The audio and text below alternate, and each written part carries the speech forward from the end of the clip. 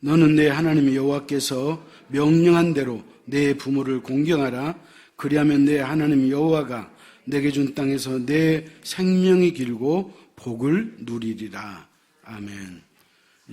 제가 성경에 대해서 여러 번 드린 말씀이 있는데 그것은 뭐냐? 성경은 구원에 관한 이야기고 누구 얘기요? 예수님 이야기다. 그렇게 강조를 했어요. 근데 또 우리가 성경을 다르게 표현한다면 성경은 뭐냐? 인생 지침서예요. 사람이 이 땅을 살아가면서 어떻게 하면 후회가 없고 어떻게 하면 보람되고 더 나아가서 어떻게 하면 복 있는 인생이 될 수 있을 것인가, 거기에 대한 내용들이 성경에 다 기록이 되어 있어요. 그렇기 때문에 우리가 성경 말씀대로 살기만 하면 여러분의 인생은 결코 헛되지 않아요. 여러분 이 땅에서 어느 누구보다도 평안하고 행복한 인생이 될 줄 믿으시기 바랍니다. 그렇다면 성경에서 인생 지침서를 이야기하고 우리가 가장 행복하고 후회 없고 보람되고 의미 있는 인생을 산다고 했는데, 그렇다면 그 여러 내용이 있을 것 가운데 가장 중요한 것은 뭐냐는 거예요. 찾아갑시다. 전도서 12장 13절이에요.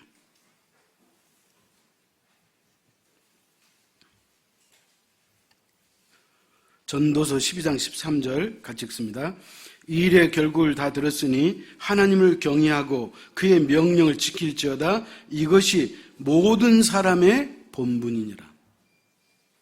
그러니까 모든 사람이 정말로 인생을 가치 있게 보람되고 의미 있고 행복하고 즐겁게 살려면 두 가지 하면 된다는 거예요. 하나는 하나님을 경외하라.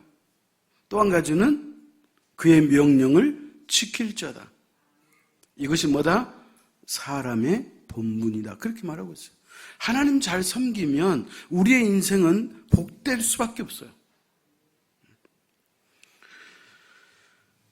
그런데 오늘 본문에 보면 하나님을 섬기는 것도 중요하고 그렇지만 또 다른 섬김의 대상이 나오는데 그게 누구냐면 부모님을 잘 섬기라는 거예요.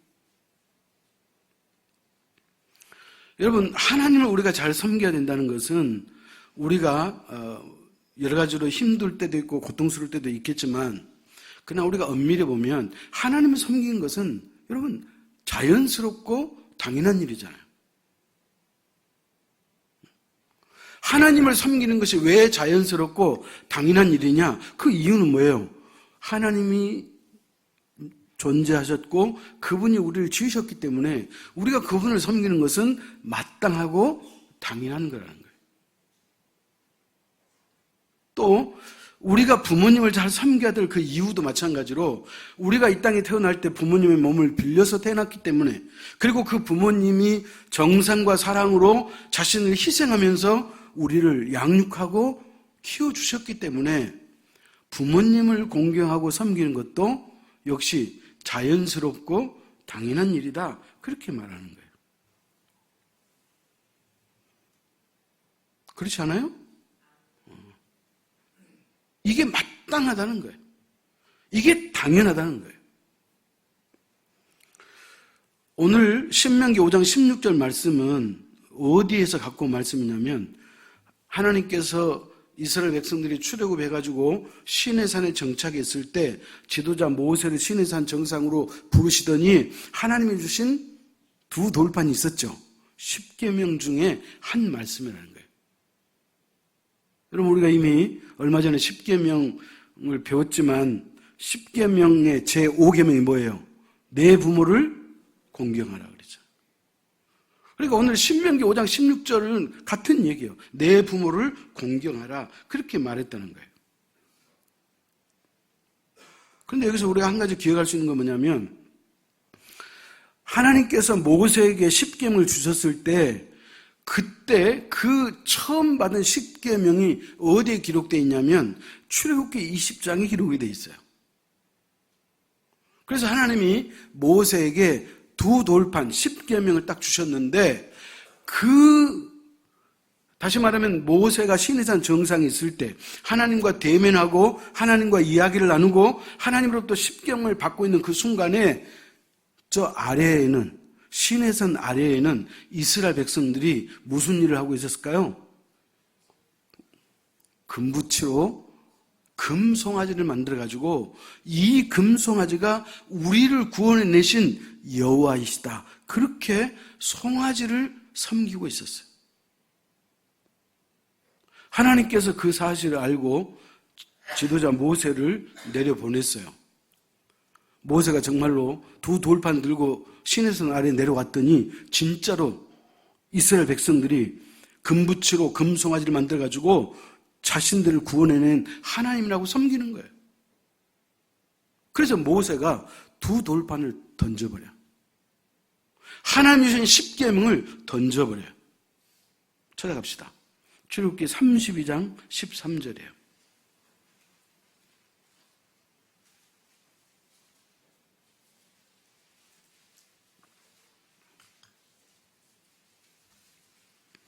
출애굽기 32장 13절 같이 읽습니다. 전에 가까이 이르러 그 송아지와 그 춤추는 것들을 보고 크게 노하여 손에서 그 판들을 산 아래로 던져 깨뜨리니라. 그러니까 모세가 십계명을 던졌더니 깨져버렸다는 거예요. 자, 그 다음에 출애굽기 34장 28절이에요.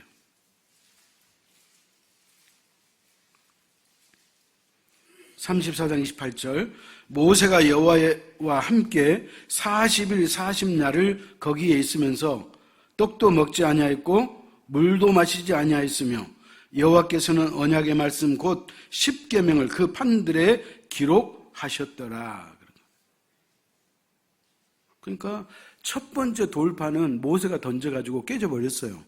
그러고 나니까 하나님이 또다시 두 돌판을 만들어주시는데 그 돌판을 새로 주셨다는 기록이 출애굽기 34장에 기록되어 있다는 거예요. 여러분, 그러면 하나님이 십계명을 두 번째 돌판에 기록하고 주셨다는 말씀의 의미는 뭘까요? 그만큼 중요하다, 반드시 지킬 사항이다, 그렇게 말하는 거예요. 그렇기 때문에 하나님께서 두 번씩이나 두 돌판을 주셨다, 그런 말이에요. 자, 그런데 그 가운데 오늘 우리는 제5계명을 다시 한번 보고 있는데, 하나님께서 제5계명을 지키면 어떤 일이 벌어지느냐라고 했을 때 성경은 두 가지 복을 이야기해요. 자, 또 찾아가십시다. 출애굽기 20장 12절이에요.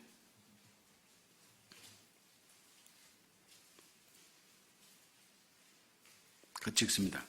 내 부모를 공경하라. 그리하면 내 하나님 여호와가 내게 준 땅에서 내 생명이 길리라. 하나님께서 우리 각자에게 주신 부모님을 잘 공경하면 우리가 살고 있는 이 땅에서 내 생명이 길리라 그런 거예요. 길리라. 여러분, 장수하는 것은 하나님의 축복이에요. 그 다음 두 번째, 신명기 5장 16절, 오늘 본문이죠. 제가 읽습니다. 너는 내 하나님 여호와께서 명령한 대로 내 부모를 공경하라. 그리하면 내 하나님 여호와가 내게 준 땅에서 내 생명이 길고 복을 누리리라. 두 가지예요. 우리의 생명이 길고 또 복을 주신다. 두 가지 복을 주신다는 거예요. 그 다음에 신약성경으로 찾아갑시다. 신약성경 예배소서 6장 1절에서 3절이에요.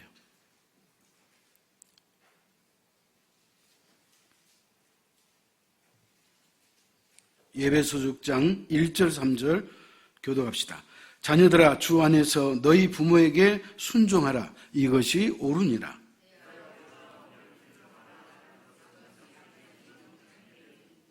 이로써 내가 잘되고 땅에서 장수하리라. 그래서 여러분, 잘되는 말이 복된다는 거잖아요. 그러니까 복과 장수를 허락하시겠다, 그렇게 말하고 있는 거예요. 자, 그런데 우리가 성경을 가만히 보면 하나님께서 출애굽기 20장에서 십계명을 주셨잖아요. 근데 이것을 신명기 오늘 본문 5장에서 또 반복을 해요. 잘 들어보세요. 하나님께서 모세에게 십계명 두 돌판을 처음 주셨어요. 근데 송아지가 섬기니까 모세가 돌판을 던졌더니 깨져버렸어요. 하나님이 다시 두 돌판을 만들어 주셨어요. 그래서 하나님이 얼마나 이 십계명을 강조하는지를 우리가 이제 깨달았잖아요.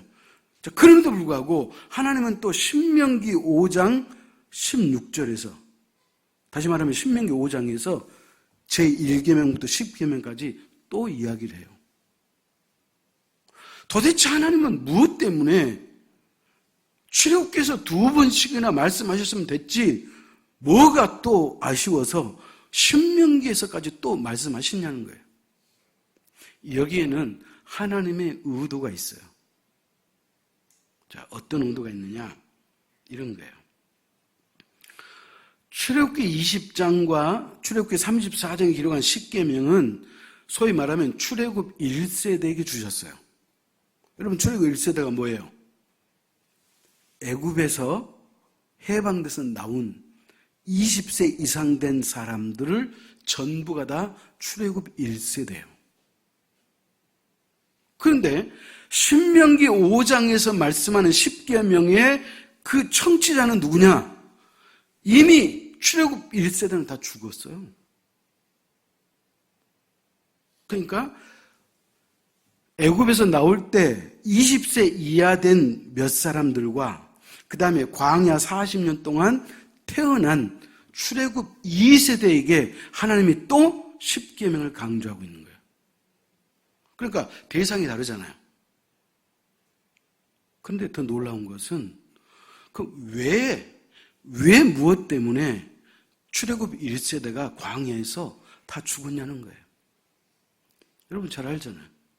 출애굽 1세대 가운데 갈렙과 여호수아 두 사람만 빼고 광야에서 다 죽었어요.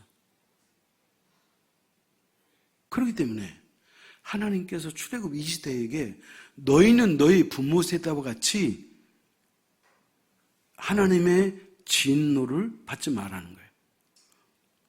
하나님의 판결을 받지 말라는 거예요.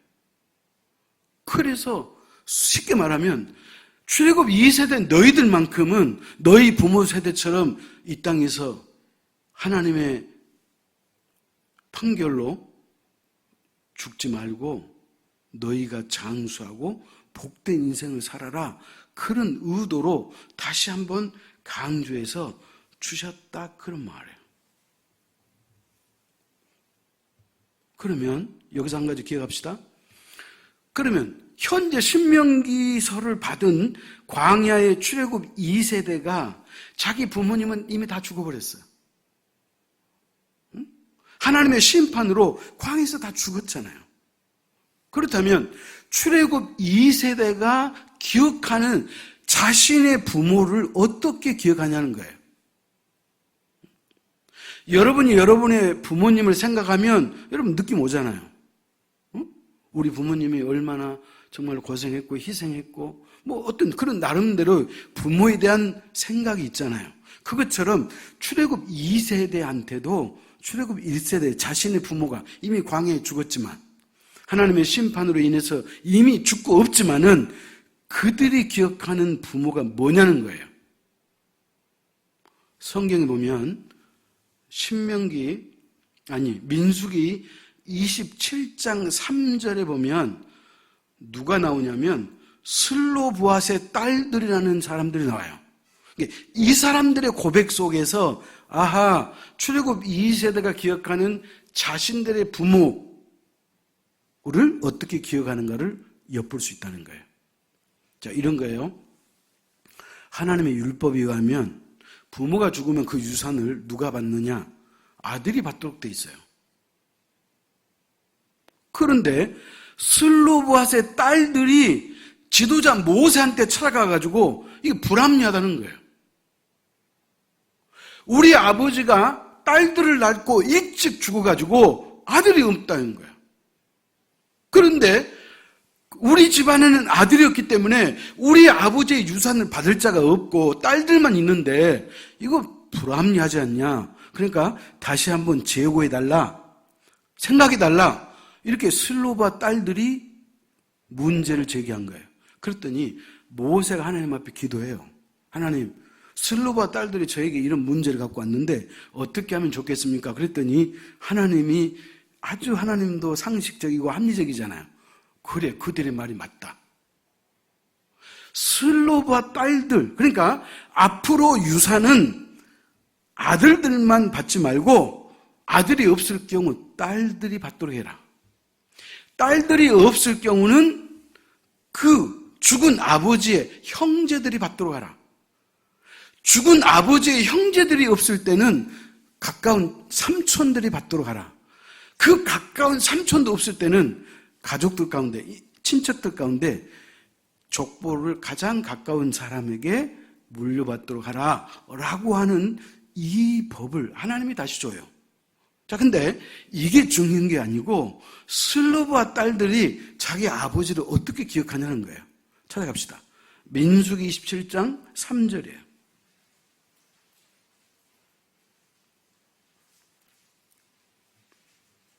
민수기 27장 3절인데 제가 2절 읽고 여러분이 3절 읽습니다.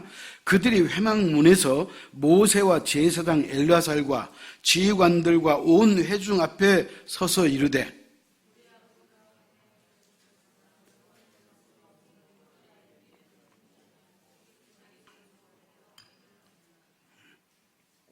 자, 뭐라고 얘기해요?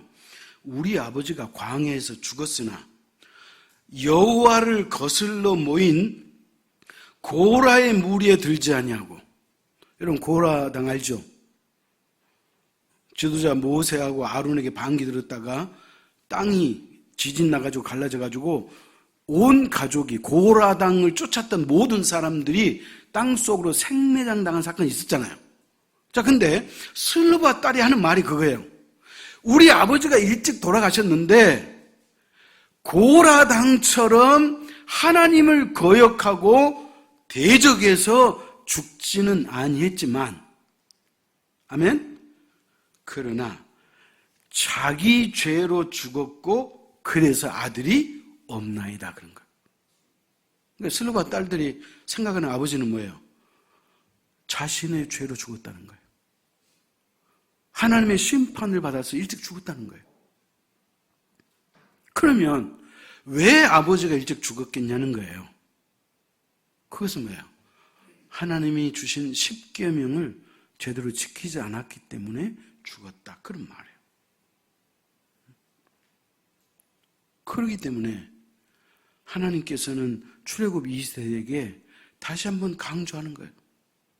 너희 부모 세대는 하나님의 말씀을 지키지 않으므로 광야에서 일찍이 다 죽었는데 제발 너희들만큼은 하나님의 말씀대로 살아서 장수하고 내가 너희에게 준 축복을 누리는 자들이 되라. 그렇게 말씀했다는 거예요. 아멘? 그래서 주신 말씀이 신명기 5장 16절에 내 부모를 공경하라. 그리하면 내 하나님 여호와가 내게 준 땅에서 내 생명이 길고 복을 누리리라. 그렇게 말하는 거예요. 이게 하나님께서 오늘 출애굽 2세대에게 주신 말씀이기도 하지만 오늘 우리 자율교회 저와 여러분에게 주신 말씀이에요. 아멘? 그렇기 때문에 우리가 이 땅에 살면서 당신을 희생하고 당신이 먹을 것 못 드시고 입을 옷 못 입으시고 고생해서 우리를 키웠기 때문에, 그래서 우리가 부모님을 공경하는 것이 당연한 일이고 자연스러운 일이고 그게 바로 하나님의 백성의 도리다. 그렇게 말하고 있는 거예요.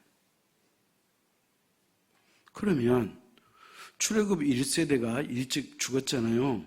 그러면 이들은 할 말이 없겠느냐? 여러분, 이유 없이 죽은 무덤이 있어요? 출애굽 1세대가 일찍 죽긴 했어도 그들도 할 말이 있다는 거예요. 그럼 그들이 할 말이 뭘까? 제가 한번 그들의 편에서 생각해 봤어요. 출애굽 1세대에 하나님 앞에 자신들이 이제 하나님 앞에 소위 말하면 우리가 왜 그럴 수밖에 없었는지 그 이유를 설명한다고 가정해 보자는 거예요. 우리가 아는 것처럼 출애굽 시대는 거칠고 황폐한 광야에서 살았잖아요. 그들은 늘 먹을 것이 부족했어. 하나님이 매일같이 만나를 주셨지만 그 만나만 먹다 보니까 그게 조금 소위 말하면 뭐라 그래요? 물렸어. 먹기 싫어. 그래서 하나님을 원망불평한 거예요. 때때로 그들은 마실 물이 없어가지고 고생한 적이 한두 번이 아니었어. 그러니까 사는 일에 바쁘고 사는 일에 지쳐가지고 자신들의 부모를 돌볼 여력이 없었다는 거예요.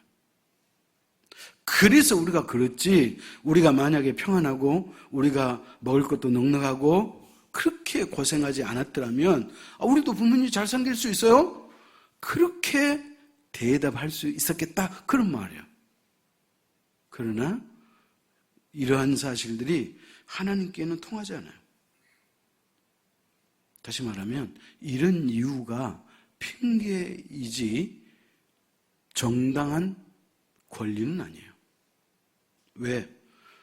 하나님이 말씀하신 그 말씀은 우리가 지켜야 하기 때문에 그래요. 그러므로 사랑하는 성도 여러분, 부모 공경은 호불호가 아니에요. 좋으면 하고 안 좋으면 많은, 그게 아니고 반드시 지켜야 할 거라고 오늘 성경이 말씀하고 있는 거예요. 그렇기 때문에 우리가 지켜야 돼요? 안 지켜야 돼요? 지켜야죠. 여러분, 성경에서 부모를 잘 공경해서 진짜 복 있는 인생들이 많이 있어요. 여러분, 제가 아는 대표적인 사람이 누구예요? 나오미의 며느리 룻이잖아요. 룻. 여러분, 룻은 이방인이에요. 그런데 자기 친정 부모님도 아니고 그 나옴이라고 하는 그 홀 시어머니, 그분 한 분을 잘 섬기고 그분을 따라서 하나님을 섬겼더니 하나님께서 그를 축복해 주셔가지고 어떤 복을 받았죠? 그의 후손에서 다윗이 나왔잖아요. 아멘? 여러분, 이스라엘 민족의 위대한 지도자 다윗이 바로 이 이방 여인 룻 후손에서 나왔어요. 여러분, 마태복음 1장에 보면 족보 얘기 나오잖아요. 그 족보에도 룻이라는 이 여자가 이방 여인인데 그 족보에도 올라가 있어. 이런 축복을 받았어요. 여러분, 창세기 9장에 보면 노아 홍수 사건이 나와요. 6장부터. 자, 그런데 노아 홍수 사건 이후에 이제 노아가 방주에서 나왔어요. 그래서 농사를 지었죠. 포도 농사를 지어가지고 노아가 뭘 마시죠? 포도주를 마셨어요. 아니, 포도 농사 지고 포도주 마시는 것, 그것은 수고한 자가 누릴 수 있는 복이에요. 그런데 노아가 포도주를 많이 마셔가지고 실수를 했네. 뭐 했다고요? 실수를 했어요. 근데 노아에게는 아들이 몇 명이에요? 아들 3명 있었잖아요. 셈, 함, 야벳. 이 3 아들이 있는 거예요. 근데 이 3명의 아들이 아버지의 실수를 알고 나서 그들이 어떻게 반응했는가에 따라서 그들의 운명이 달라져 버려요. 그들의 인생이 달라져 버려요. 찾아갑시다. 창세기 9장 20절 21절이에요.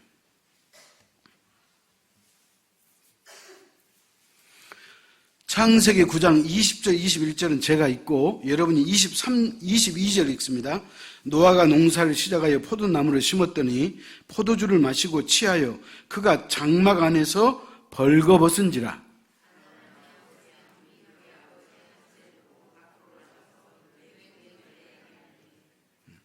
자, 봐요. 아버지가 포도주를 많이 마셔가지고 술 취하니까 그냥 옷을 다 빨개 벗었어요. 그래서 아버지의 하체가 그냥 훤히 보여. 근데 이 아버지가 그렇게 누워있는 그 모습을 3 아들 중에 누가 먼저 발견했다고요? 둘째 아들 함이 본 거예요. 그런데 그 함은 아버지가 빨개 벗었다고 그 하체를 숨겨주는 게 아니고 오히려 드러내는 거예요. 소위 말하면 동네방네 소문 내는 거예요. 그래서 형 셈에게도 가고 동생 야벳에게도 가가지고 세상에 형 동생 내 말 좀 들어보시오. 아버지가 포도주 잡수셔가지고 지금 옷을 빨개 벗어요. 이런 일이 어디 있어요? 하고 동네방네 소문 내는 거예요. 누가 그랬다고요? 함이 그랬어요. 둘째 아들이. 근데 이 소식을 들은 큰아들 셈과 셋째 아들 야벳은 어떻게 했느냐? 창세기 9장 23절 같이 읽습니다. 셈과 야벳이 옷을 가져다가 자기들의 어깨에 메고 뒷걸음질 쳐 들어가서 그들의 아버지의 하체를 덮으며 그들의 얼굴을 돌이키고 그들의 아버지의 하체를 보지 아니하였더라. 그런 거예요. 여러분, 한 뱃속에 난 삼형제가 아버지의 허물을 보고 둘째는 그 허물을 드러냈고 첫째와 셋째는 그 허물을 덮어줬다는 거예요. 아버지의 그 벌거벗은 모습을 보지 않으려고 뒷걸음질 쳤다 그러잖아요. 여러분, 이게 뭐 아무것도 아닌 것 같지만 그러나 그들의 자세가 다르잖아요. 부모를 생각하는 그 마음가짐과 그 자세가 달랐다는 거예요. 그런데 놀라운 것은 술에서 깬 노아가 이 사실을 다 알았어요. 둘째 함은 어떻게 했고 첫째, 셋째 셈과 야벳은 어떻게 했다는 것을 노아가 정확하게 알았어요. 그래서 노아가 한 아들에게는 저주하고 나머지 두 아들에게는 축복을 해줍니다. 그게 어디 있느냐? 창세기 9장 26, 27절에 있어요. 자, 26, 27절 교독합시다. 또 이르시되 셈의 하나님 여호와를 찬송하리로다. 가나안은 셈의 종이 되고.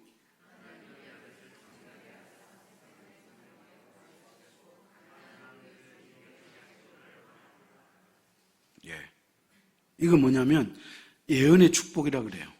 장차 이 세 아들이 어떻게 살 것인가를 아버지가 축복해주고 또 저주했다 이 말이에요.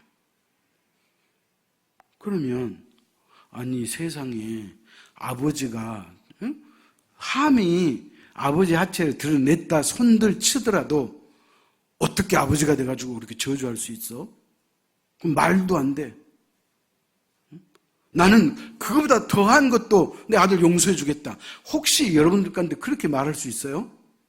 여러분, 그러나 성경이 이것을 기록한 것은 뭐냐면 부모 공경이 그만큼 중요함을 설명하기 위해서 이 사실을 기록해 놨다는 거예요.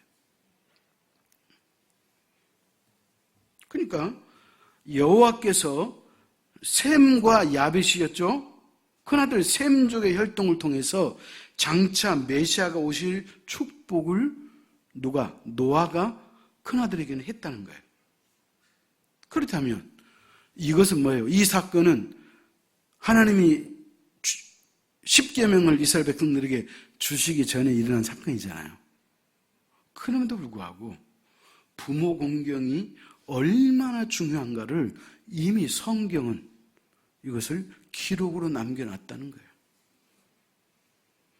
그러므로 사랑하는 성도 여러분, 우리가 부모님을 공경하는 것은 마땅한 것이고 하나님이 저와 여러분에게 명령하시는 것이고, 그렇기 때문에 우리가 이 말씀대로 살면 두 가지 축복이 임한다 그랬잖아요.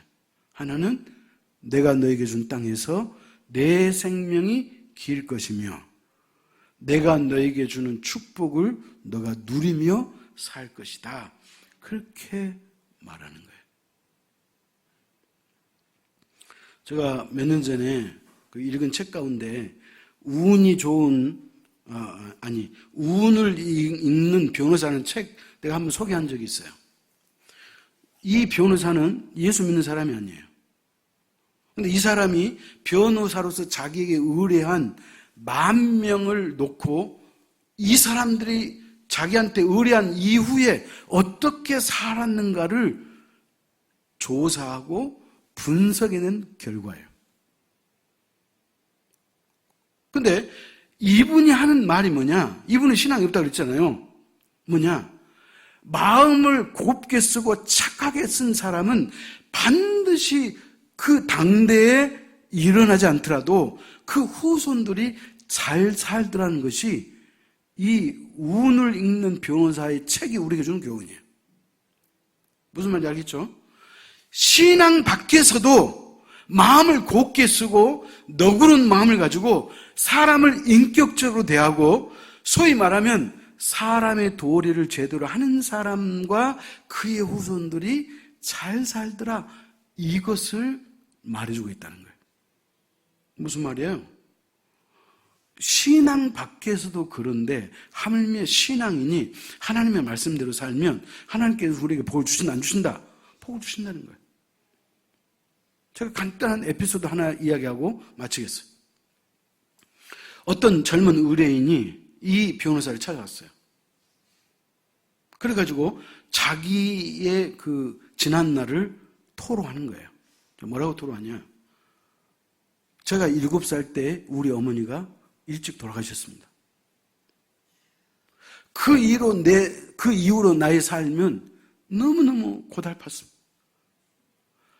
지금까지 하는 일마다 모든 일이 안 됐습니다. 그래서 나는 우리 돌아가신 어머니를 원망했습니다.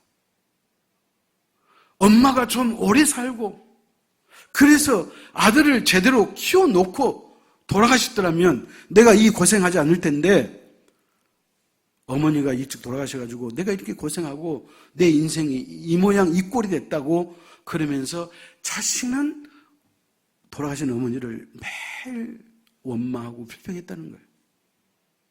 그런데 어느 날 그 어머니 제삿날, 그러니까 믿지 않는 사람은 제삿날이잖아요. 제삿날 이모가 오셨는데 이모가 자기에게 처음으로 이야기했다는 거예요.